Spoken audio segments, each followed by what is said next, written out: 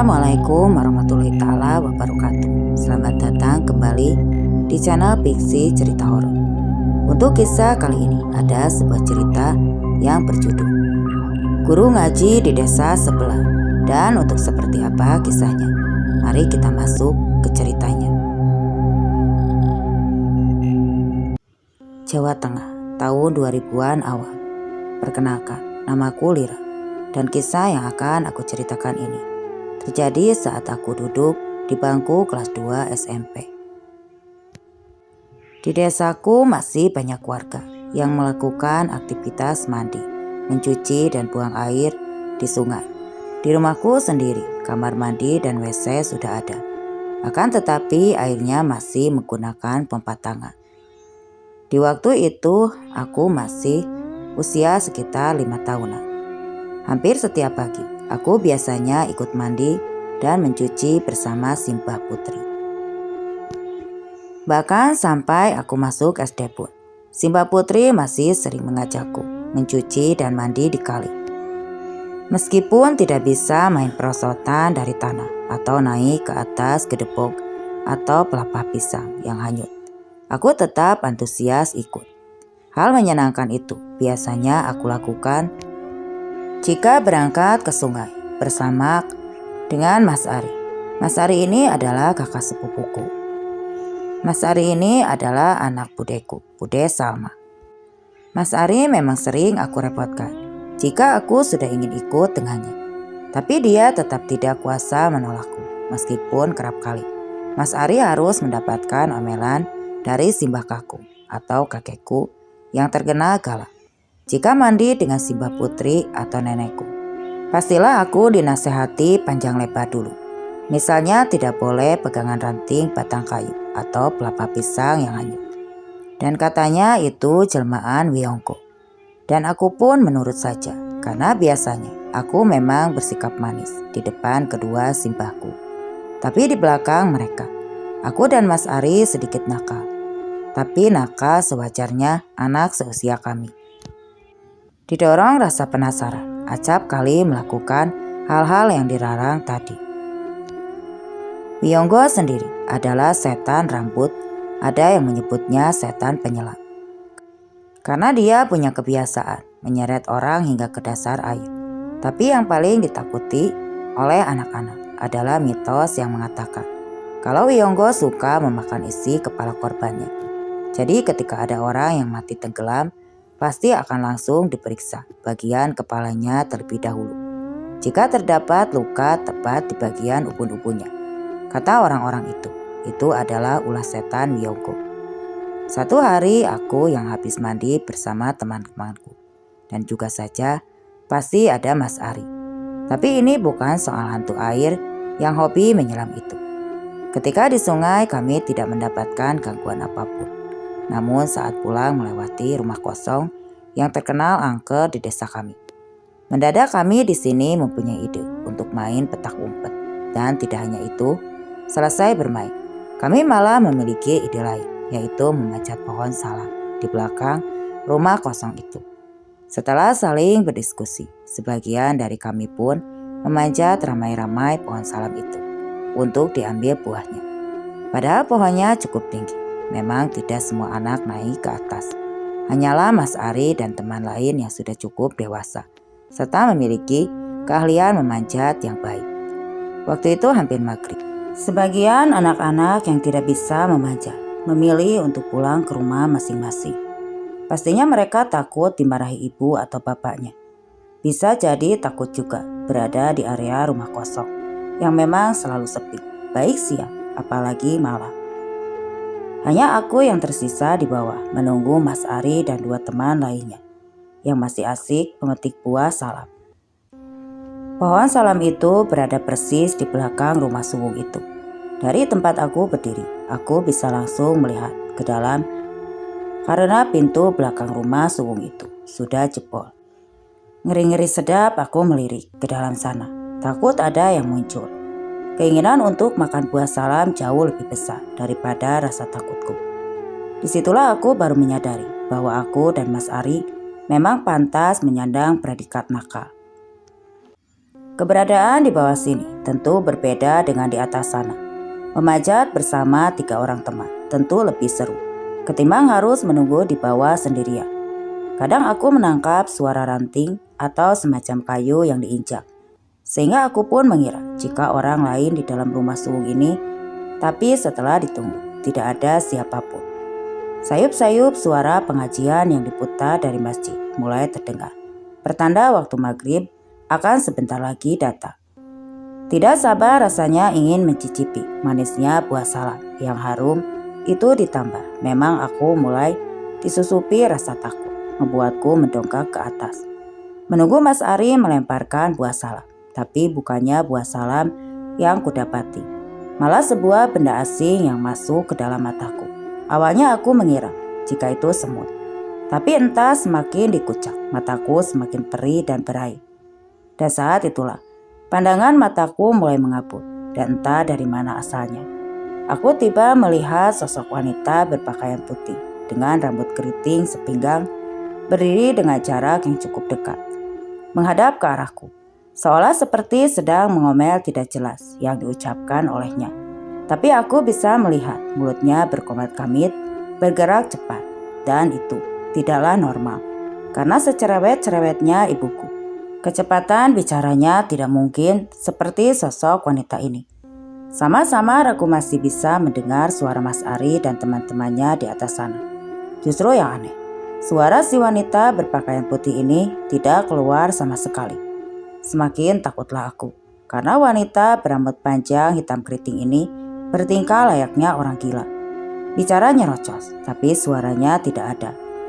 Beberapa detik kemudian, terdengar suara Mas Ari menjatuhkan tubuhnya ke tanah.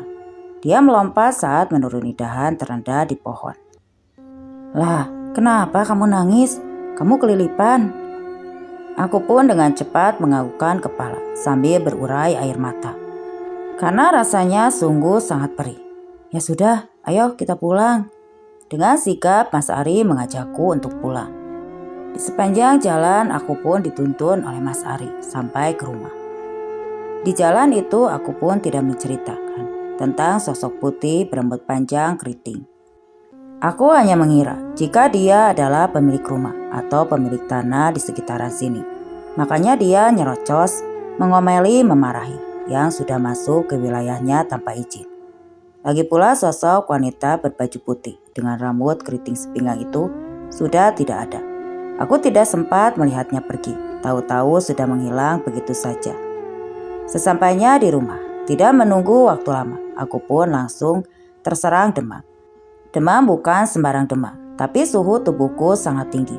Kata ibuku, aku bahkan sampai kehilangan kesadaran dan mengigau terus-menerus.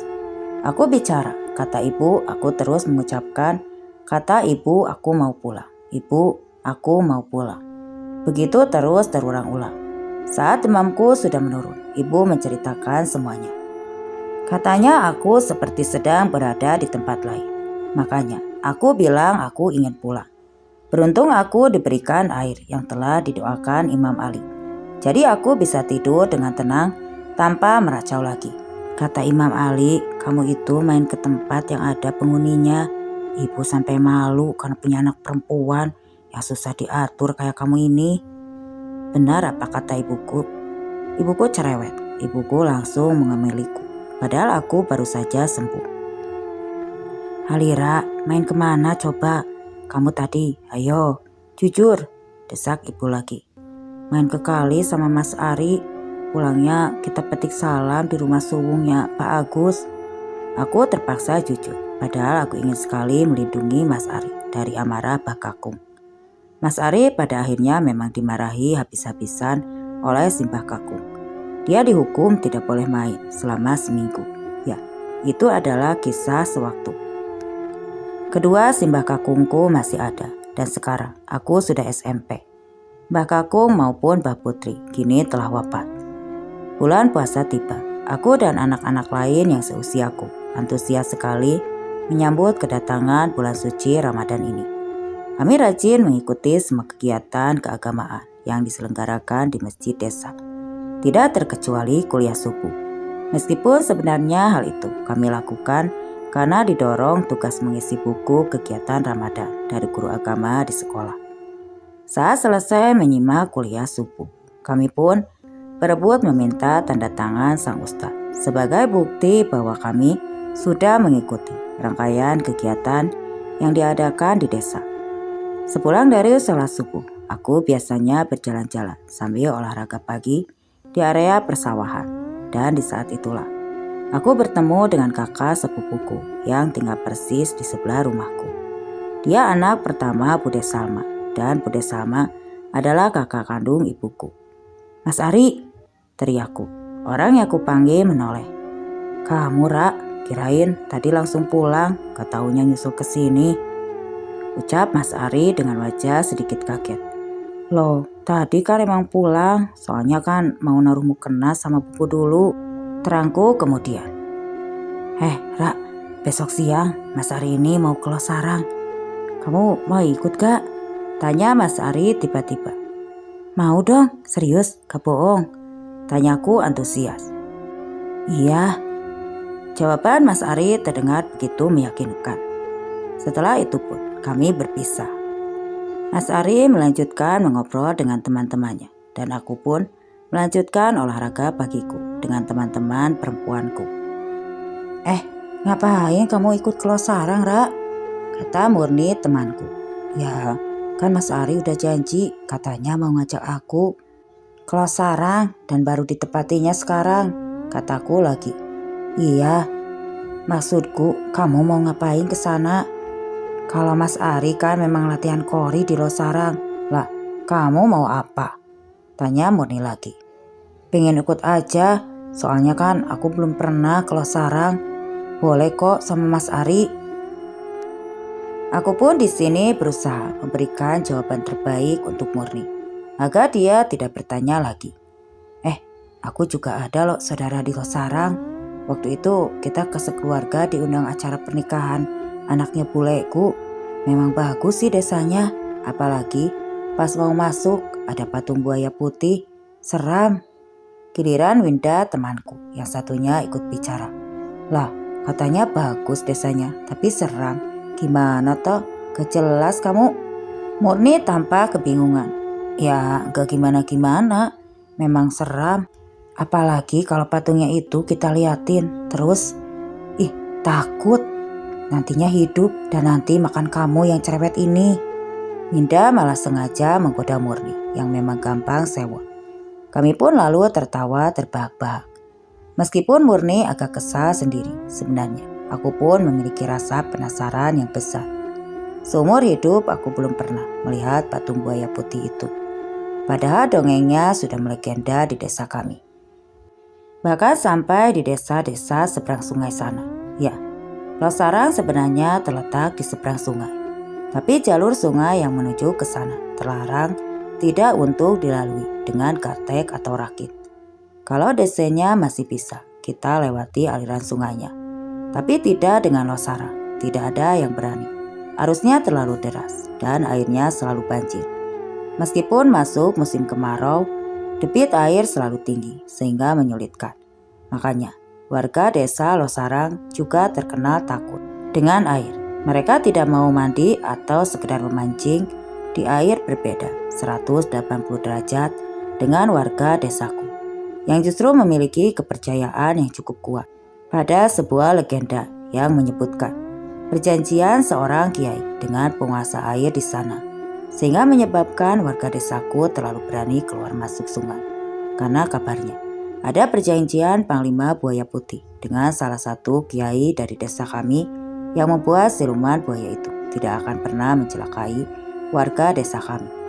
Bahkan meskipun hilang terseret air, jika korbannya berasal dari desaku, pastilah akan selamat. Memang aneh, tapi hal itu benar terjadi. Setauku memang demikian, seperti kejadian orang tenggelam. Selalunya memakan korban dari desa, ya tidak pernah ada warga desaku. Padahal warga desaku termasuk aku sendiri sering bolak-balik ke sungai. Itu untuk aktivitas keseharian. Malam pun berganti pagi. Aku sudah tidak sabar akan janji dari Mas Ari. Tapi ternyata Mas Ari mengundurkan jadwalnya menjadi sore hari. Hal itu sontak membuat ibuku hampir saja melarangku untuk ikut. Sore-sore ke Walu Sarang, ntar gak keburu buka puasa. Ibuku sudah memberi ultimatum bahwa aku dilarang ikut Mas Ari ke Losarang. Ya Bu, Lira pingin ikut, pingin tahu desa Losarang, gak lama kok. Paling jam 5 sudah pulang kok. Kalau jam 5 dari sana sampai ke rumah itu maghrib, nanti ada apa-apa di jalan. Gimana? Ibuku tetap tidak mau tahu. Akhirnya demi bisa melanjutkan rencana, aku dan Mas Ari membuat siasat. Mas, nanti aku bilangnya mau ke masjid ya buat minta tanda tangan Imam Ali. Kamu nungguin di pertigaan jalan sana biar gak ketahuan ibu, kataku pada Mas Ari. Sesaat sebelum kami berangkat ke masjid untuk ibadah sholat asar berjamaah, Mas Ari pun hanya bisa mengikuti keinginanku. Dia sebenarnya sudah seperti kakak kandungku, mungkin karena dia tidak memiliki adik perempuan. Jadi dia memang sesayang itu padaku sejak dulu. Setelah salat asar berjamaah di masjid, aku tidak langsung pulang. Tapi aku malah lanjut ikut Mas Ari ke Losarang. Kami berboncengan naik sepeda motor bebek Pak D. Ya, meskipun Mas Ari sudah kelas 2 SMK, Pak D belum memberikan Mas Ari sepeda motor sendiri. Dan di tahun itu, anak-anak remaja seperti kami masih mau naik sepeda goes untuk menuju ke sekolah. Mas, kenapa sih Mas Ari belajar korinya jauh-jauh ke Losarang? Tanyaku sewaktu di perjalanan. Ya, di tempat kita kan gak ada, jawab Mas Ari. Tapi kata ibu, Mas Ari itu gak diizinin sama Imam Ali buat ngaji di Losarang. Memangnya kenapa sih Mas? Kok Imam Ali sampai bilang gitu? Tanyaku polos. Ya, karena mereka beda aliran. Guru korinya Mas, ya pokoknya beda pondok sama Imam Ali lah. Mas Ari tampaknya menyembunyikan sesuatu dariku. Kami pun akhirnya meluncur lagi dengan kecepatan tinggi. Inilah yang kadang membuat ibuku khawatir setiap aku berboncengan dengan Mas Ari. Karena dia memang suka ngebut di jalan raya. Tapi kali ini aku sangat mendukungnya. Karena nanti kami akan jadi cepat sampai. Jujur, aku masih takut dimarahi ibu. Kalau saja sampai telat pulang dan ketahuan pergi ke Losarang. Sesampainya di Gapura desa Losarang, aku pun langsung kaget. Lebih tepatnya kagum dengan patung buaya yang menjadi ikon desa ini. Mas, ini patung buaya putih legenda di desa kita ya? Tanyaku antusias. Kalau di sini ceritanya itu berbeda dengan desa kita. Lihat tuh, simbol buayanya terjepit itu. Entah kenapa, Mas Ari bicara pelan sekali. Sekaligus menyuruhku untuk sedikit mengecilkan volume suara. Aku refleks menoleh lagi patung buaya putih itu untuk memastikan posisinya. Apakah benar terjepit seperti yang dikatakan Mas Ari? Iya Mas, benar. Kejepit loh buayanya, kataku menginformasi. Nah, iya, kalau di sini buaya putih itu katanya kejepit pohon. Lalu ditolong warga, terang Mas Ari. Oh, tapi sama-sama ditolongin kan buayanya? Aku asik cengengesan. Sebetulnya aku sedang merasa senang. Karena pada akhirnya aku bisa menginjakkan kaki di desa Losarang ini. Mas, berarti orang zaman dulu itu baik-baik ya? Buaya saja sampai ditolongin. Coba orang zaman sekarang, udah ditembakin buayanya, terus kulitnya dijual, dijadikan tas-tas mahal lagi. Harganya, mahal banget. Ucapku dari atas sepeda motor, yang kini jalanan semakin lambat. Ya iya, makanya orang zaman dulu itu juga gampang dapetin ilmu, soalnya orangnya gak neko-neko, berbakti, jadi gampang diisi ilmu. Ngomong apaan sih? Ilmu dan lain-lain. Maksudnya agama Mas, tanyaku. Iya, ilmu apa saja yang penting bermanfaat, kata Mas Ari. Beberapa menit kemudian kami pun sampai di rumah guru Qiraah Mas Ari. Aku tidak menyangka sosok Ustadz pengajar Qiraah itu memiliki keterbatasan. Yani sebelah matanya sudah tidak dapat melihat, dan menurut Mas Ari, mata satunya juga mulai berkurang kelihatannya. Aku disuruh Mas Ari menunggu di sepeda motor, sementara dia masuk ke dalam rumah dan menyapa gurunya.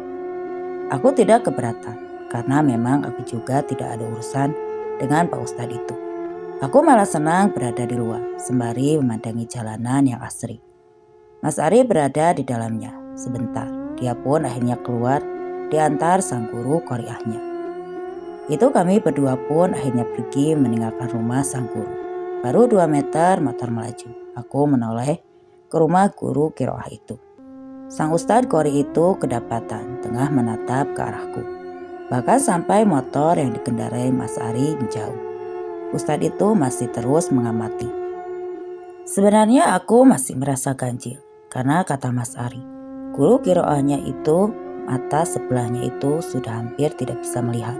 Dan yang satunya sudah buram. Bahkan semakin memburuk dan nyaris buta. Saat motor sudah semakin menjauh. Aku tidak bertanya lagi pada Mas Ari. Entah kenapa ada rasa takut dalam diriku di sepanjang perjalanan. Sampai akhirnya kami tiba tepat waktu. Dan semua itu menjadi rahasia kami berdua. Tidak ada satupun yang tahu jika aku sudah menginjakkan kaki di Losarang, kecuali Mas Ari. Saat hatiku mulai tenang karena tidak jadi terkena omelan ibu. Sebuah peristiwa justru menggegerkan seisi desa. Ya, kami saat itu sedang berada di teras rumah, menunggu waktu berbuka. Apa benar kabar itu? Katanya ada orang yang meninggal. Tanya ibu pada Bude Salma. Wiwe, saya mati.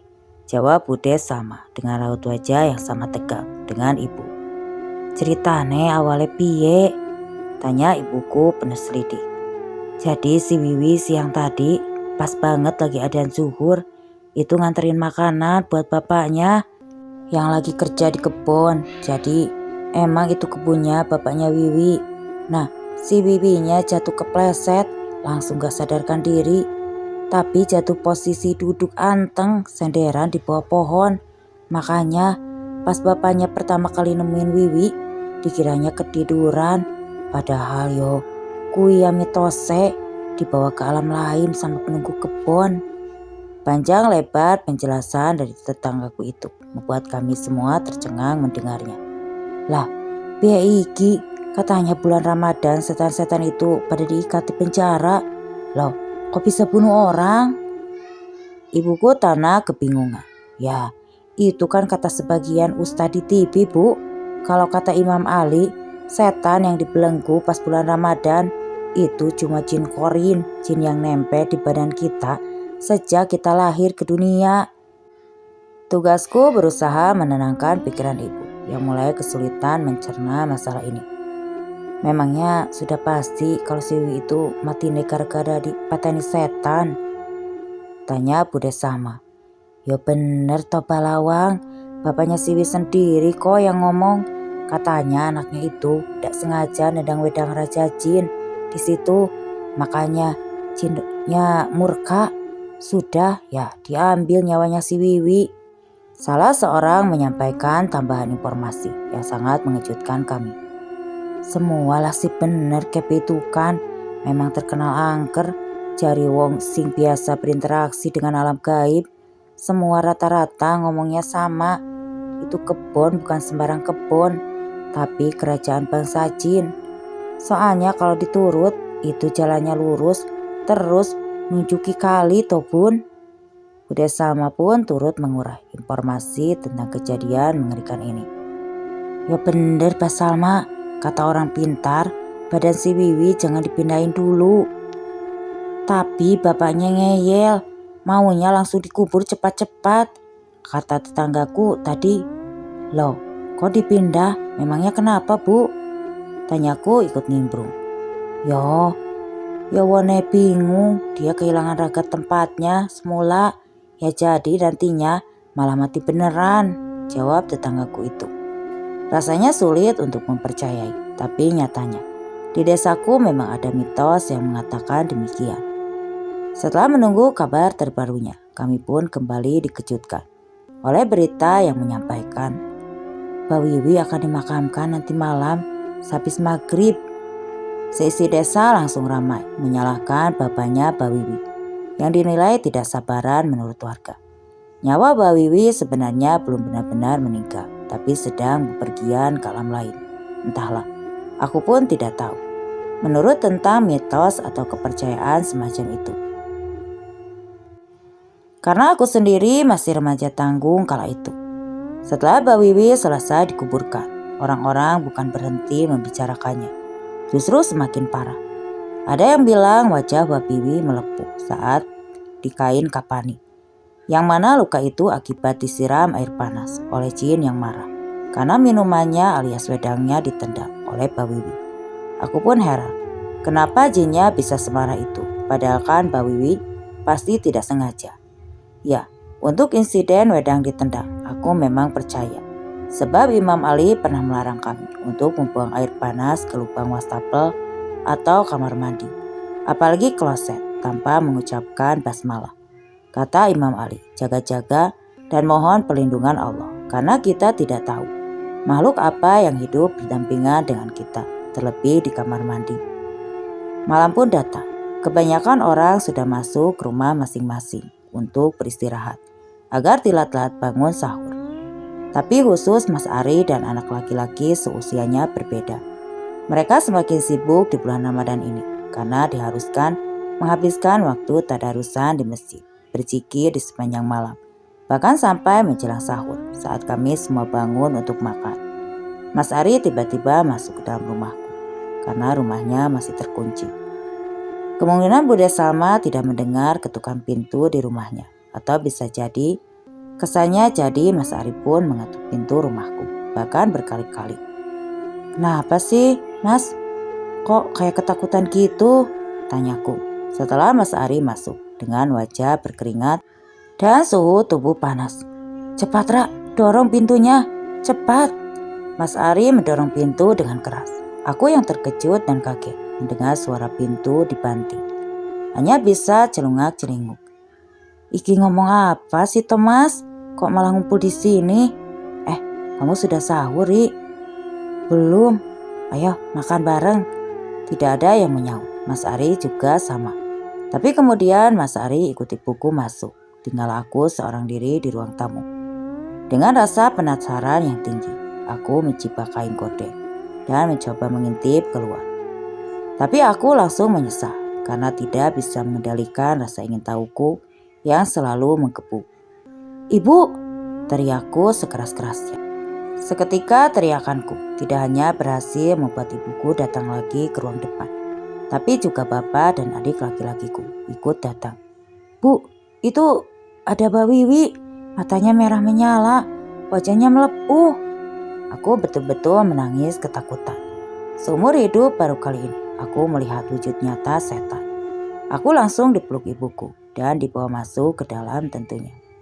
Setelah bapak dan adikku memeriksa keadaan di luar, dan anehnya, mereka berdua tidak melihat penampakan apapun. Setelah kami duduk di meja makan, ibuku langsung menanyai Mas Ari. Kamu juga, Ri? Tadi ngetuk pintu kayak dikejar-kejar setan. Apa kamu juga ngelihat Pak Wiwi? Aku yakin pertanyaan ibu hanya sekedar iseng akibat kesal karena aku yang sudah membuat kegaduhan dengan berteriak-teriak. Tapi tidak kusangka, Mas Ari memberikan jawaban yang mengejutkan. Iya Bule, pas aku baru pulang dari masjid, ada perempuan lagi nangis-nangis di gang. Tuh, di situ. Mas Ari menunjuk gang di samping rumah, sebuah celah sempit yang memisahkan rumah ibuku dengan rumah Bude Salma. Loh, terus siapa perempuan itu, Ri? Tanya bapakku. Mbak Wiwi, Mas Ari menjawab diri. Wajahnya masih penuh ketakutan. Serempak bapak dan ibuku saling tatap. Mereka tidak bisa menganggap aku berbohong sekarang sebab Mas Ari ternyata juga melihat. Dia itu ngejar kamu sampai ke rumah ini. Mas Ari menggeleng pelan. Enggak, cuma nangis di samping, terus minta tolong. Mas Ari masih menjawab dengan kalimat terpatah-patah. Aku yakin dia sama terguncangnya denganku. Ya, terus minta tolong opo? Ibuku sudah tidak sabaran. Mungkin juga mulai digelayuti rasa takut. Minta dibebasin. Aduh, tapi gak jelas ngomong apa tadi. Dia nangis. Mas Ari nampaknya sangat terganggu dengan suara tangisan dari Mbak Wiwi. Ya, kira wajar Mas Ari begitu. Aku saja yang hanya dikasih lihat penampakannya dari kaca jendela sudah sangat ketakutan. Apalagi Mas Ari yang mendengar suara rintihannya. Ditambah Mas Ari bertemu sosok Mbak Wiwi secara langsung tanpa penghalang apapun. Minta tolong apa ya Pak kira-kira? Apa benar si Wiwi aslinya belum mati? Cuma lagi dibawa aja ruhnya gitu Pak. Duh ya Allah, kok melas sih? Kasian. Pak, tanya ibuku. Gak tahu Bu, Bapak juga ndak paham. Kan gaib-gaib. Mungkin sebaiknya kita ajari anak-anak kita supaya tidak diganggu lagi, kata Bapak dengan terus menatap tajam ke arahku dan juga Mas Ari. Keesokan harinya, Mas Ari langsung jatuh sakit. Dia mengalami demam tinggi dan sering kesulitan untuk bernapas. Aku sempat menengok ke rumahnya, lalu merawatnya sebentar. Dan tak kenapa, Mas Ari selalu berteriak-teriak di sela tidurnya yang selalu katakan, jangan, tidak, aku tidak mau, jangan. Bude Salma pun sampai ketakutan. Setelah menceritakan soal penampakan Mbak Wiwi semalam, sore harinya sebelum azan maghrib berkumandang, entah siapa yang memanggil Imam Ali. Tahu-tahu sudah tiba di rumah Bude Salma. Tapi aku yakin bapakkulah yang memanggilnya ke sini. Karena hubungan mereka berdua cukup akrab. Ini si Ari sudah diingatkan, tapi rupanya dia kesana lagi belum lama ini. Dan ada sesuatu yang diberikan sama guru kirohnya, kata Imam Ali mulai menjelaskan duduk perkara atau akar permasalahannya. Maaf Pak Imam, setahu saya guru kirahnya cuma ngajarin jadi kori. Apa ada yang salah Pak Imam?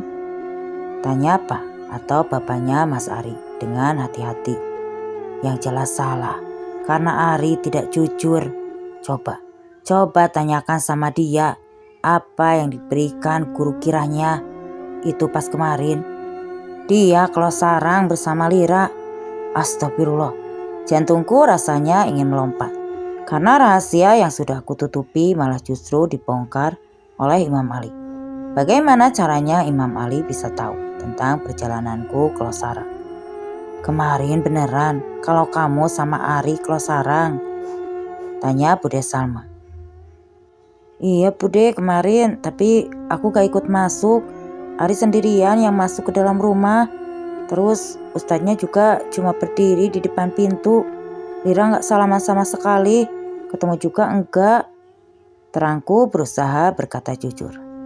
Lira, jangan pernah diulangi lagi kesalahan itu. Kamu ini anak perempuan, susah banget diaturnya. Ibu sudah melarang, tapi tetap saja kamu langgar. Ibuku pun sempat-sempatnya mengomel setelah diminumi air putih yang dibacakan doa-doa oleh Imam Ali.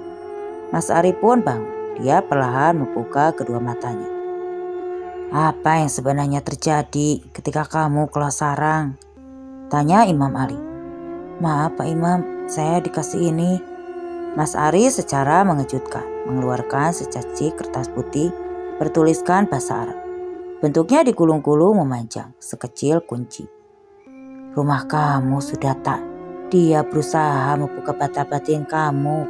Makanya kamu bisa melihat hal gaib semalam, kata Imam Ali, kembali membuat kami semua terkejut. Dari mana Imam Ali tahu soal penampakan hantu atau setan Wiwi semalam? Jangan-jangan Imam Ali juga tahu kalau yang muncul adalah sosok dari Mbak Wiwi. Saya bukan melarang murid saya berguru ke ustadz lain, tapi saya tidak mau murid saya ke Losarang karena ini. Inilah yang saya takutkan. Imam Ali lanjut berbicara. Semua tampak terdiam karena merasa tidak enak atas perilaku Mas Ari yang sulit dinasehati. Tapi sebenarnya orang tuaku dan orang tua Mas Ari malu atas ketidakmampuannya memahami apa yang terjadi pada anak-anak mereka sendiri. Dia itu ingin lebih dari sekedar membuka mata batin si Ari, tapi dia memiliki rencana untuk menurunkan ilmunya, ucap Imam Ali. Dia ingin terbebas dari belenggu yang dia ikatkan sendiri pada ruhnya. Beruntung Ari kalau sarang membawa Lira, karena Lira bisa menjadi penghalang atas kekuatan besar itu. Seisi ruangan langsung memandangiku. Lira, Pak? Tanya bapakku. Iya, Lira itu memiliki sesuatu di dalam tubuhnya, tapi saya sendiri tidak bisa melihat. Apa dan seperti apa kekuatan yang melindunginya? Untuk sekian kalinya, perkataan Imam Ali berhasil membuat kami tercengang. Maaf Pak Imam, masalah penampakan yang dilihat Ari dan anak saya, kenapa Bibi muncul dan menangis sambil meminta tolong Pak Imam? Tanya bapakku lagi. Jadi Lira juga ikut melihat penampakan itu? Tanya Imam Ali yang sepertinya tidak mengetahuinya. Dia tampak terkejut saat mengetahui dari bapakku. Iya Pak, jawab bapakku cepat.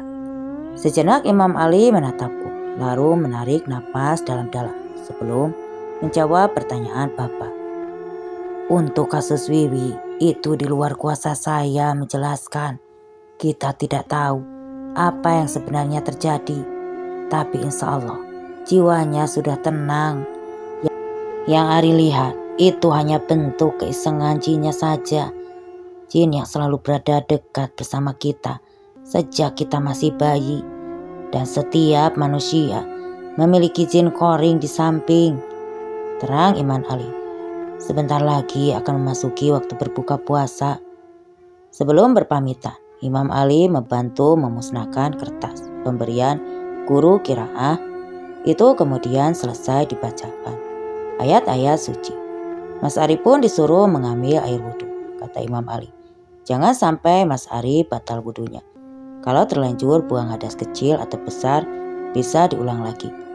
Sebab kata Imam Ali, air wudhu inilah sebagai benteng kita dari pengaruh kekuatan jahat. Setelah beberapa bulan setelah kejadian itu, keluarga kami pun didatangi saudara jauh dari kota Semarang. Kami semua biasa memanggilnya Bu Desri.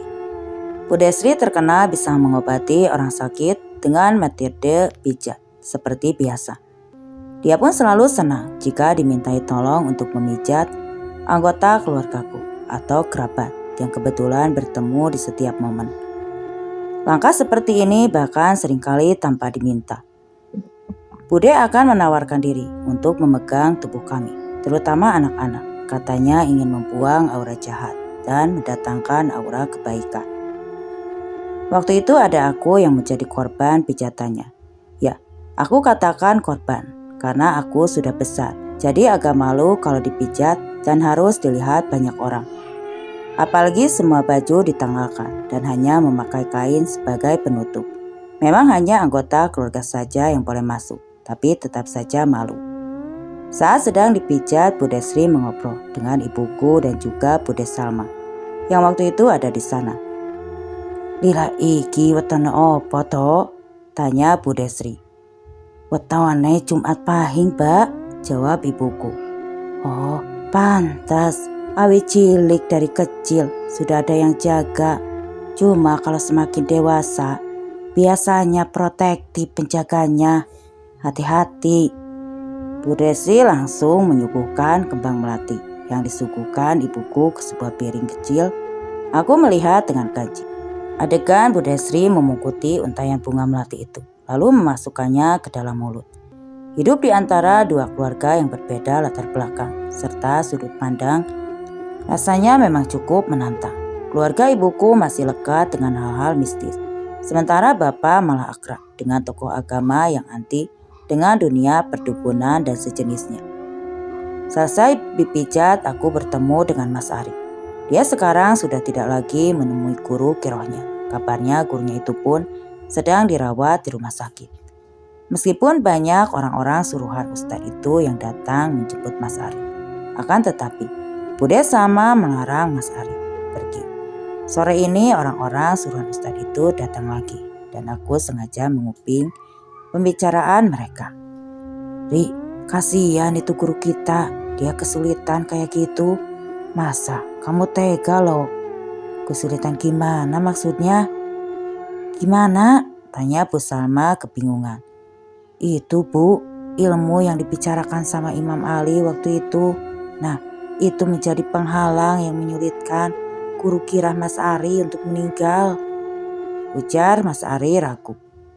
Meninggal? Jadi Ustadz itu sedang sakaratul maut. Innalillahi. Bude Salma semakin takut berurusan dengan orang-orang suruhan Ustadz itu. Maaf Bu, kalau Ustadz itu mau ngasih ilmunya ke saya, justru saya siap menerimanya. Tapi Ustadz bilang, cuma Ari maunya. Ari Bu, kata salah satu orang-orang suruhan itu. Sudah ya nak, jangan ada yang kesini lagi. Ambil saja kalau kalian mau tuh ilmunya. Ari sudah tidak mau lagi. Bilang ke ustadznya, Ari tidak mau dan tidak diizinkan sama guru ngajinya Imam Ali. Secara halus Bude Salma mengusir mereka agar segera pergi. Di dalam hatiku ikut bersyukur, ikut lega. Karena Mas Ari tertolong sebelum ilmu itu sempat diturunkan oleh gurunya. Itu kadang aku berpikir, kenapa kami tidak dibiarkan tumbuh selayaknya anak-anak lainnya. Baik Mas Ari ataupun aku, seolah memiliki keistimewaan padahal kami tidak menginginkannya. Justru kami pun ingin hidup normal, bisa bermain, belajar bebas melakukan apapun sesuka hati. Akan tetapi Allah pastilah punya rencana khusus untuk semua hambanya. Jadi aku dan Mas Ari berusaha menjalani sesuai fitrah. Dan cerita pun selesai. Oke teman-teman, sekian untuk kisah kali ini. Terima kasih untuk yang sudah mampir di channel ini. Semoga apa yang saya bawakan dapat menghibur kalian semua. Wassalam.